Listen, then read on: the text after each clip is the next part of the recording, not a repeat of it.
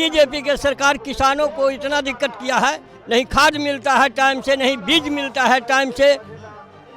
कोई शासन प्रशासन को, कोई किसान के ऊपर कोई ध्यान नहीं है। मैं बिहारी की बात करना चाहता हूँ कि अगर एमएसपी अथी से धाने पैक से खरीदा जाता तो किसान इतना जो कुकुरमुत्ते के तरह पूरे बिहार में दुकानदार जो खोले हुए हैं उन पर क्यों नहीं बंद लगाते।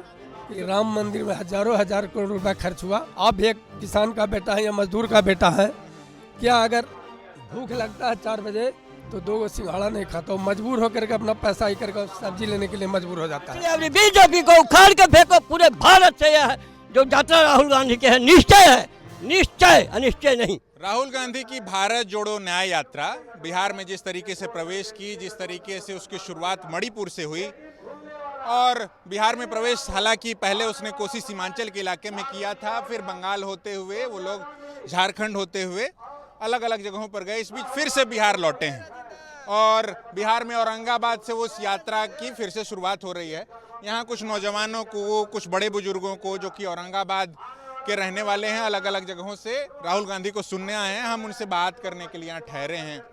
क्या नाम है दादा? हमारा नाम जगनारायण यादव है। जगनारायण जी, ये बताइए कि किसको देखने सुनने आए? किसको देखने सुनने आए हैं? राहुल गांधी को। क्यों? इसलिए कि हमारा बिहार जो है अब बीजेपी के सरकार किसानों को इतना दिक्कत किया है कि हर जगह कभी भी अपना सर्व के लिए किसानों को नहीं खाद मिलता है टाइम से, नहीं बीज मिलता है टाइम से। कोई शासन प्रशासन को, कोई किसान के ऊपर कोई ध्यान नहीं है। इसलिए अभी राहुल जी आ रहे हैं और यहाँ आन करके हम लोग को सुझाव करेंगे, सुनेंगे उस बात को और उनको जो दिया हुआ रास्ता उस पर चलने का काम करेंगे।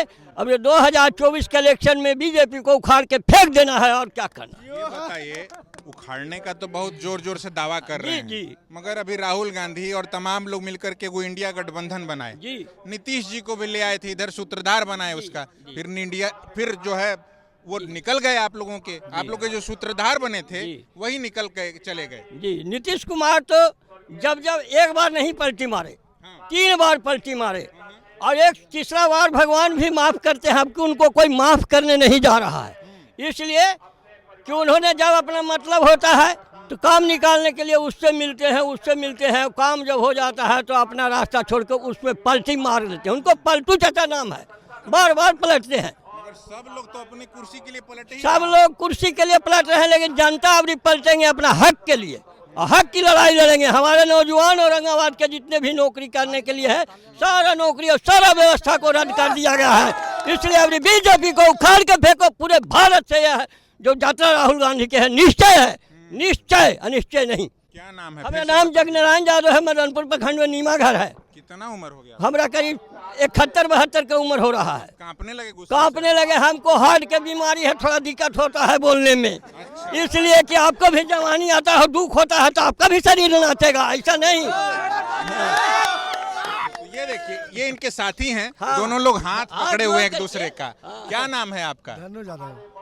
क्या दिखाई पड़ रहा है? जितना दादा जोश में उतना भी जोश आपके भीतर भी है क्या? बिल्कुल सही बोले हैं। हाँ। जितनी बातें बोले हैं। मगर ये बताइए कि जो मोदी जी हैं, जो कि देश के प्रधानमंत्री हैं, वो राशन वोशन कह रहे हैं कि हम बंटवा रहे हैं बहुत सारे लोगों को, 80 करोड़ लोगों को। बड़ी त्रुटियां, सबको नहीं मिलता है। अच्छा, सबको नहीं मिलता है एक समान। किसी को बोल रहे हैं हम आवास दिए, वो सबको नहीं मिलता है। अच्छा, हर जगह नहीं पहुंचता है।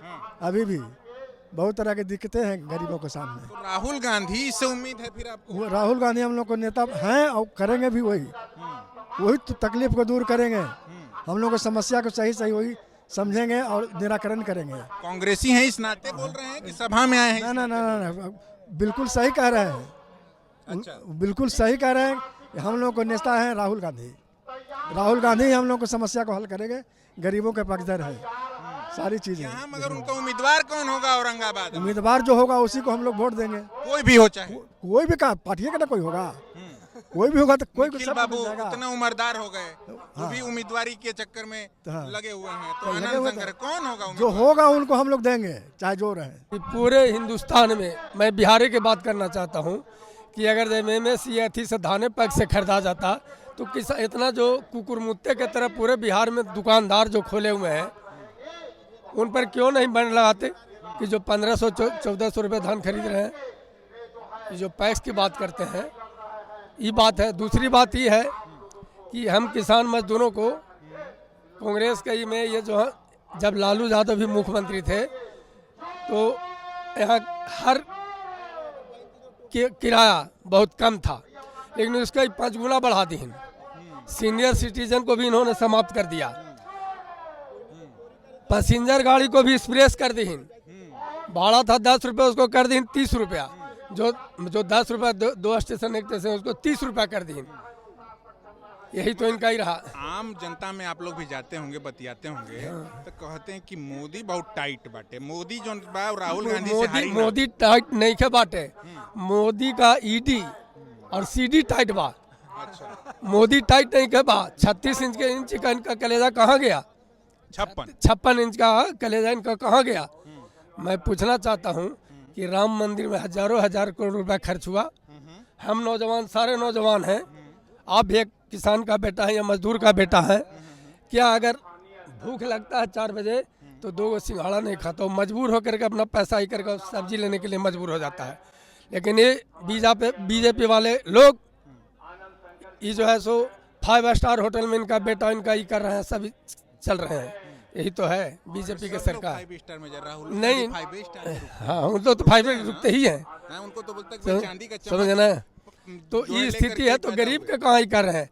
जो मोबाइल हम 10 रुपए में बात करते थे, 250 रुपये में बात हो रहा है, और इनका 24 दिन का महीना हो रहा है। तो कह रहे हैं ये कौन सा ही है भाई? मैं समझ से बाहर की बात है। ये दूसरे तरह से लूट रहे हैं। आय तो बढ़ा दिए, इसका मतलब 10 से 240 पर चल गए आप। आय नहीं बढ़ा क्या? अरे भाई या उससे किसानों मजदूर को कहाँ नजर आ रहा है? हमारा आय कहाँ आ रहा है? हमारा आय तो नहीं हो रहा है। आय तो पूंजीपतियों को आय बढ़ा दिए, हमको कहाँ बढ़ा दिए? हम तो जहाँ थे उससे पीछे हो गए, उससे हम आगे कहाँ हैं? ये सब आपको लगता है चुनावी मुद्दा बनेगा? क्या बिल्कुल बनेगा, बिल्कुल बनेगा, बिल्कुल बनेगा। अगर नौजवान यहाँ समझ रहा है इस बात को, हर बात को नौजवान समझ रहा है कि हमको अगर फिर सत्ता परिवर्तन करना है।